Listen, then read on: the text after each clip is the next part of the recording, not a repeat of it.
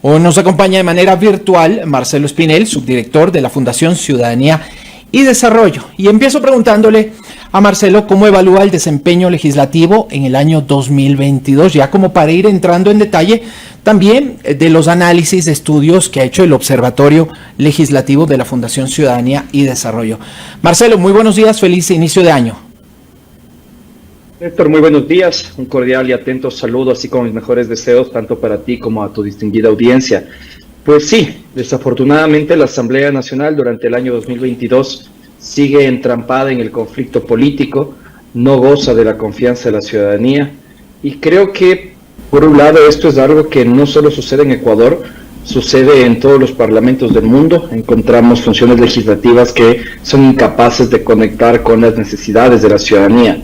Pero en el caso ecuatoriano creo que hay que agregarle un componente adicional, y es que desafortunadamente la Asamblea Nacional sigue bajo el ojo del huracán, por posibles casos de corrupción, por enfrentamientos políticos entre distintas funciones del Estado, y eso hace que el ecuatoriano tenga una percepción de que la Asamblea Nacional no trabaja, aunque tal vez los números digan lo contrario. ¿Cómo no?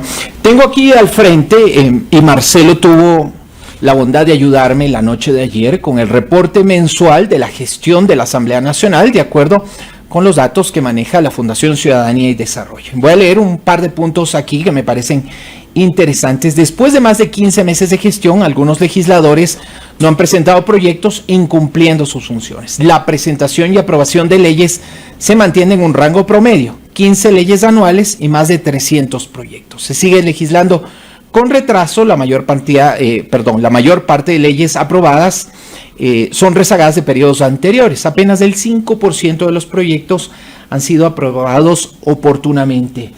A más de estos hallazgos que ha detectado la Fundación Ciudadanía y Desarrollo, ¿qué más nos podría contar acerca de la gestión legislativa en estos últimos meses?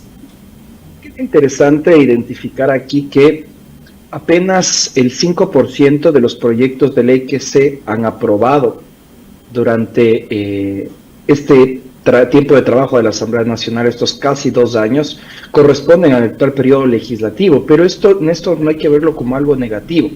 Más bien yo creo que hay que identificar como un aspecto positivo el que la Asamblea Nacional haya dado continuidad al trabajo de los anteriores periodos legislativos. Creo que es positivo que la Asamblea Nacional haya retomado el debate de estos proyectos de ley en lugar de hacer una cuenta cero. A la larga se trabajó en la anterior Asamblea Nacional elaborando informes para primer debate, segundo debate, era importante darles continuidad. ¿Qué es lo que nos preocupa respecto de esto? Es que existen en la actualidad más de 50 proyectos de ley que estarían listos para ser sometidos a votación. Pero la Asamblea Nacional, en lugar de destinar sus esfuerzos a la aprobación inmediata de estas leyes, desafortunadamente está nuevamente en el conflicto, ¿no? En conflictos con la función de transparencia y control social, en conflictos con la función judicial, etcétera, etcétera, y eso es algo que llama sobremanera la atención. Por otro lado, pues se puso en evidencia esta imposibilidad de generar una relación entre el legislativo y el ejecutivo al respecto de la presentación de proyectos de ley. Vemos que el presidente de la República ya no es uno de los principales proponentes como era en anteriores periodos legislativos. Guillermo Lasso durante este tiempo ha presentado 7 proyectos de ley, de los cuales en la actualidad únicamente llama la atención la ley de transformación digital, así como también el proyecto de enmiendas al respecto de la participación de las Fuerzas Armadas en la seguridad interna del país, que han logrado ser bien recibidos dentro de la Asamblea Nacional. El primero fue aprobado por unanimidad y en el segundo pues se habla dentro de la Asamblea Nacional que existiría el respaldo incluso de la oposición para avanzar hacia ese proceso de enmienda. Entonces veamos cómo el Ejecutivo sí podría lograr una mejor relación con el Legislativo si existe una articulación previa, si existen procesos de colegislación, procesos de mantener conversaciones entre las distintas bancadas y el Ejecutivo. Caso contrario, si creemos que es un ente aparte y que no tienen que darse este tipo de acercamientos, desafortunadamente la relación entre Ejecutivo y Legislativo seguirá siendo tensa.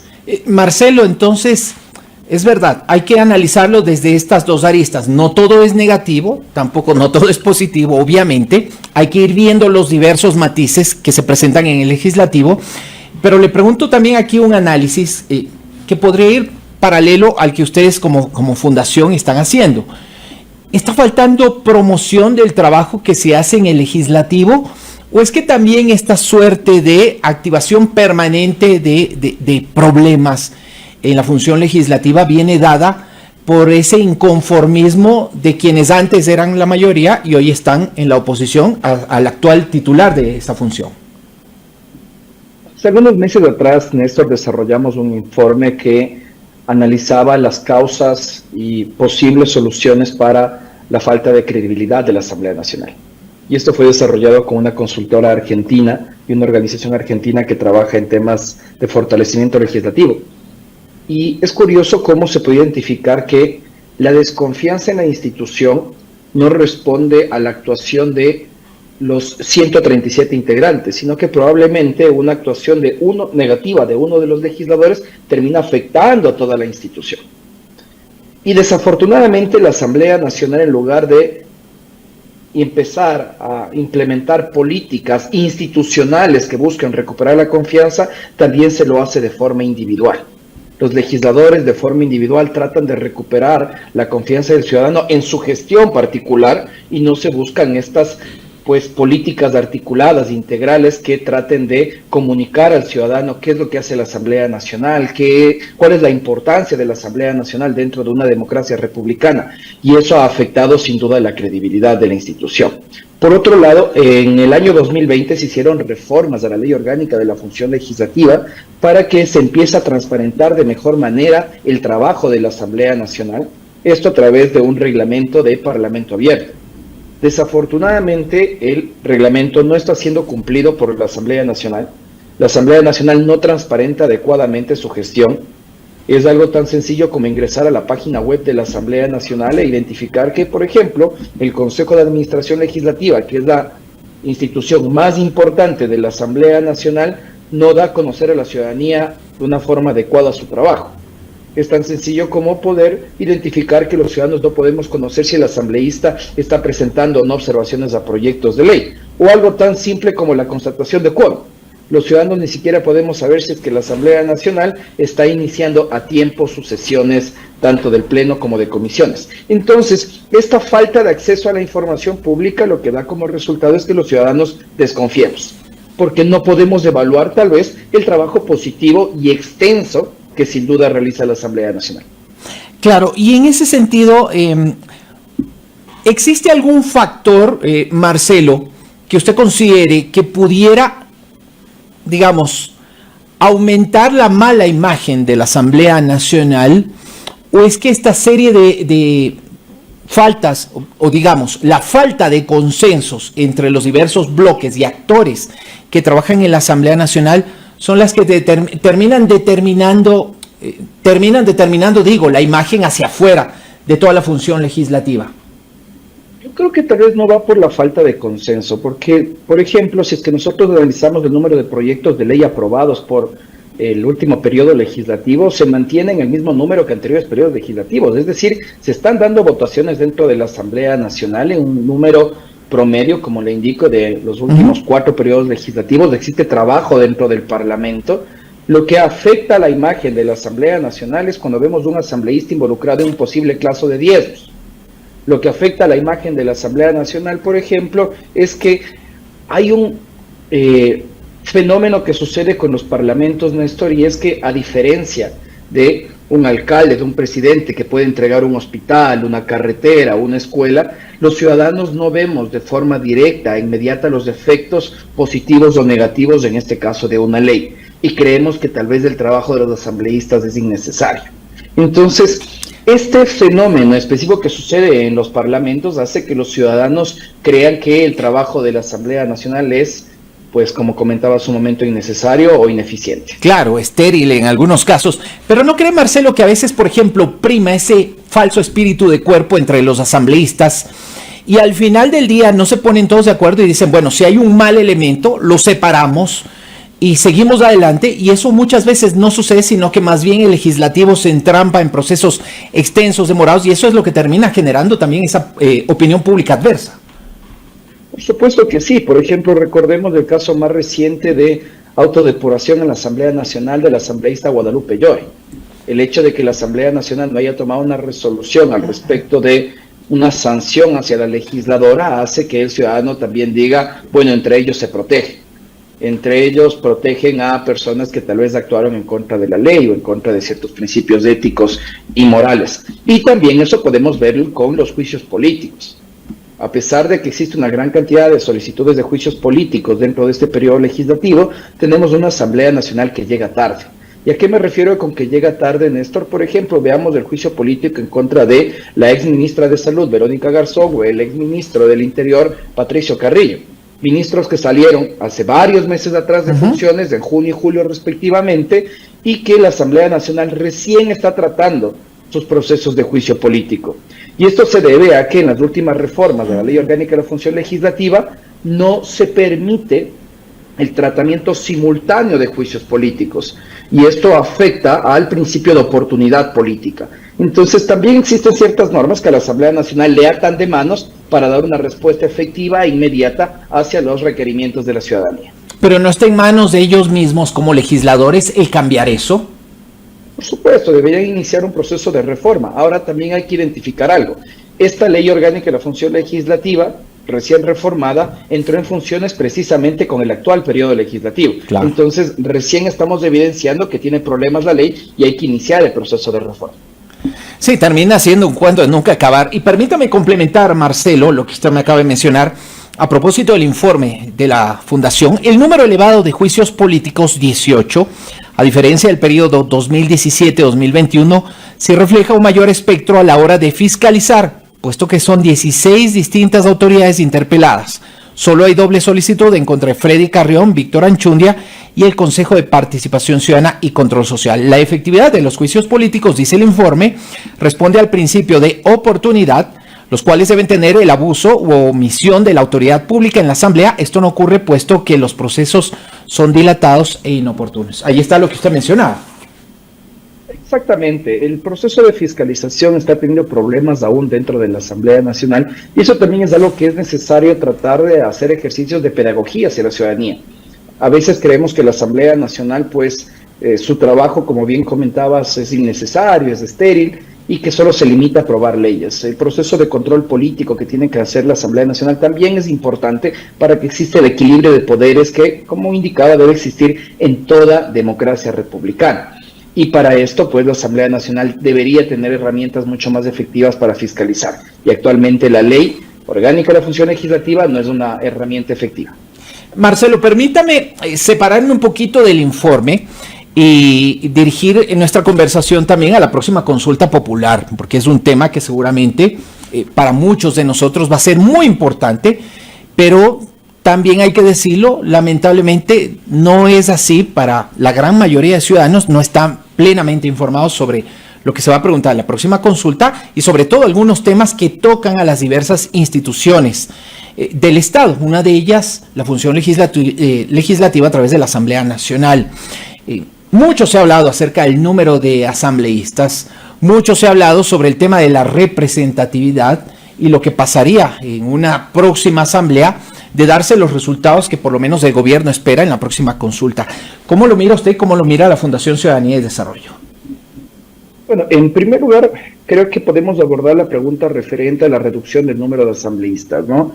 Y personalmente lo veo con mucha preocupación, porque probablemente el malestar ciudadano hacia la Asamblea Nacional pueda trasladarse hacia un sí absoluto en la reducción de los legisladores. Yo creo que debemos poner sobre la mesa varios elementos. Si es que es de interés de los ecuatorianos el reducir los asambleístas para mejorar la calidad de la representación, yo creo que no existe una conexión lógica al respecto de esto. No vamos a tener una mejor Asamblea Nacional teniendo un menor número de representantes. Una mejor Asamblea Nacional la vamos a tener si, por ejemplo, logramos fortalecer los procesos de democracia interna dentro de las organizaciones políticas, pero que además de que estos sean fortalecidos puedan ser auditados adecuadamente tanto por la autoridad electoral como por la ciudadanía. Vamos a fortalecer el trabajo de la Asamblea Nacional si es que se ponen requisitos claros y que estos sean cumplidos al respecto de quienes integran los equipos de trabajo de los asambleístas. para que aquellos asesores, asistentes administrativos no sean cuotas políticas, sino que sean funcionarios que respondan a una carrera legislativa. Y finalmente, pues podríamos fortalecer el trabajo de la Asamblea Nacional en ámbitos de calidad si es que se implementan nuevos modelos de gestión pública como la colegislación y la transparencia y la rendición de cuentas, así como también políticas de integridad. Ahora, la otra lista, ¿cuál es? Y la que se ha mencionado, que es buscar un ahorro hacia el presupuesto general del Estado a través del número de legisladores. El ahorro anual que se daría es de alrededor de 8 millones de dólares, dentro de un presupuesto actual que no supera los 60 millones de dólares dentro de la Asamblea Nacional. Pero hay que recordar que el presupuesto general del Estado supera los 35.000 millones de dólares. Entonces veamos que no es realmente un ahorro sustancial dentro de la política económica que puede tener el país, incluso considerando que solo esta consulta popular nos está costando 20 millones de dólares. Claro. Entonces veamos cómo en términos monetarios, pues la diferencia no es radical. Y finalmente, algo que sí me preocupa al respecto de esto es reducir el tipo de, o afectar el tipo de representación que debe existir dentro de un país tan diverso como el nuestro. Te pongo el caso de la provincia de Bolívar. En el caso que se diera un sí a la consulta popular, la provincia de Bolívar pasaría de 3 legisladores a 1 legislador.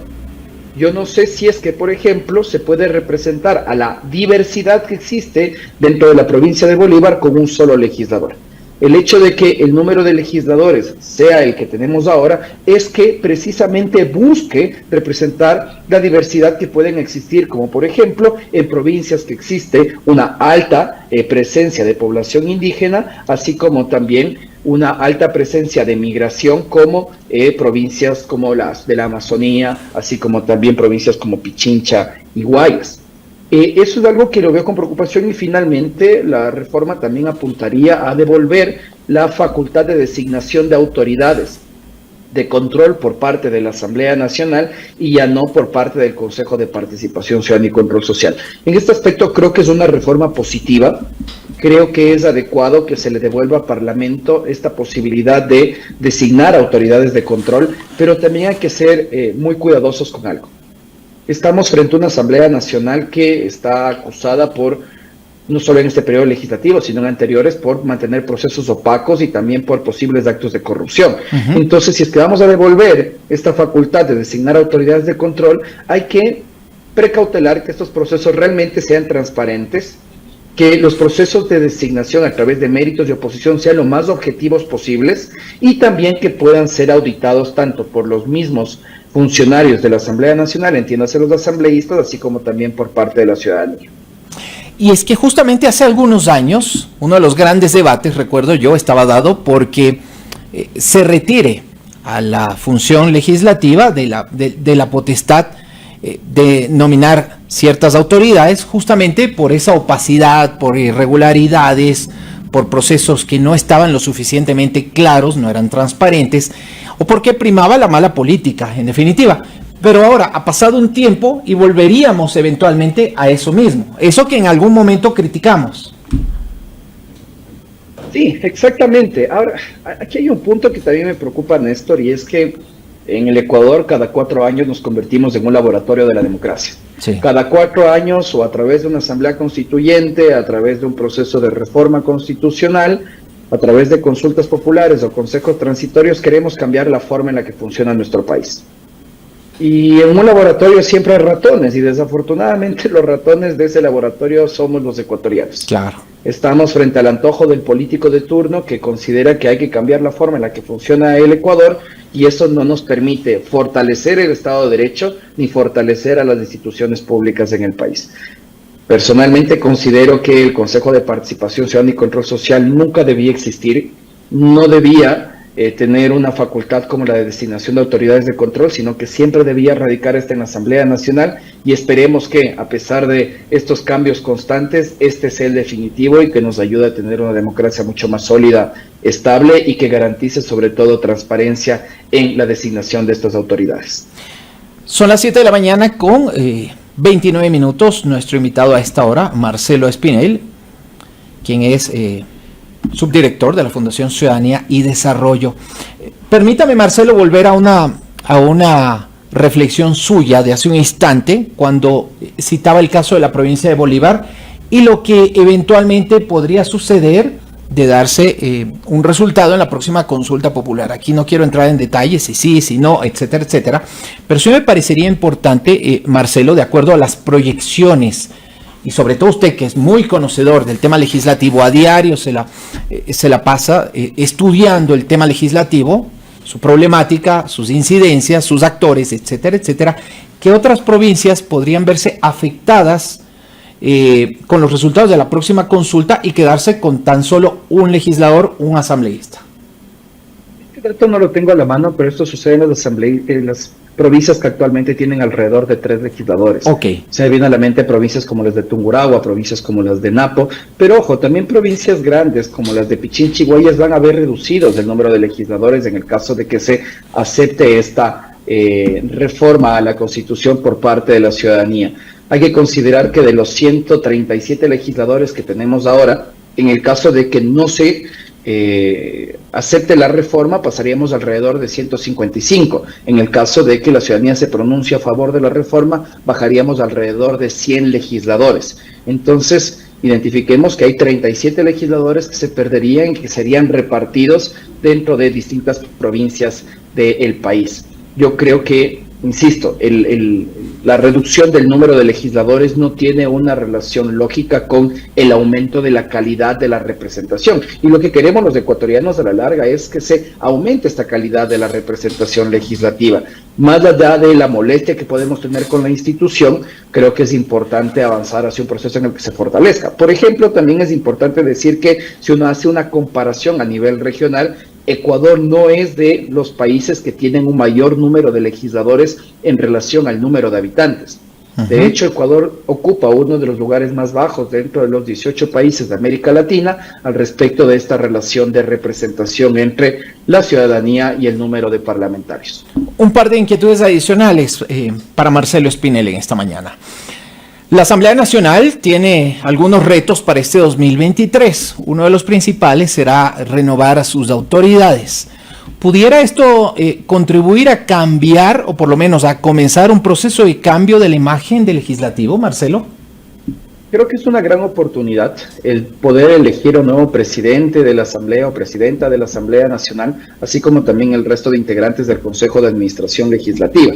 En ese sentido, pues, esperemos que en las elecciones de mayo del 2014 se pueda dar un proceso de negociación transparente, no solo de estas autoridades del Consejo de Administración Legislativa, sino también de cómo estén integradas las comisiones del Parlamento. Esta nueva integración puede ayudar a aumentar la gobernabilidad dentro del país y que pues los ciudadanos podemos ver un trabajo mucho más armónico entre el Ejecutivo y el Legislativo. Esperemos que esta oportunidad sea aprovechada y que así pues los ecuatorianos podamos ver una Asamblea Nacional, como indicaba, pues más articulada con el trabajo de otras funciones del Estado. ¿Esto de alguna manera pudiera estar dado también por una suerte de mayor liderazgo del presidente Saquicela, quizá en el ánimo de alcanzar un acuerdo entre las distintas bancadas y poder avanzar en ese proceso de renovación de autoridades que permita también dar mayor gobernabilidad, digo entre comillas, a la tarea que desarrolla el legislativo, Marcelo?